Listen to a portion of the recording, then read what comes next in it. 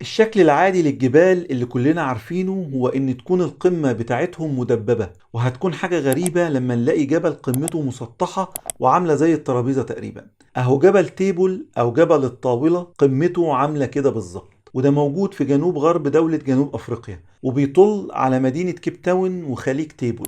وبقى بالشكل ده بسبب وجود طبقات شبه أفقية من الحجر الرملي المكشوفة اللي اتكلت بفعل الهواء القوي ومياه الأمطار على مدار السنين. ويعتبر الجبل بشكله المميز واحد من المعالم الأشهر في كيب تاون وجنوب أفريقيا كلها، وكمان فهو من مناطق الجذب السياحي واللي بتوفر رياضة المشي لمسافات طويلة والتخييم وغيرها من الأنشطة السياحية والرياضية. اتشكل جبل تيبول من حوالي 280 مليون سنة تقريبا بسبب عملية جيولوجية اسمها الارتفاع الناشئ، واللي مستمرة لحد النهاردة، واللي خلت جبل تيبول واحد من أقدم الجبال على وجه الأرض. ولو قارناه بجبال الهيمالايا فهنلاقيه انه ضعف عمرها ب6 مرات تقريبا.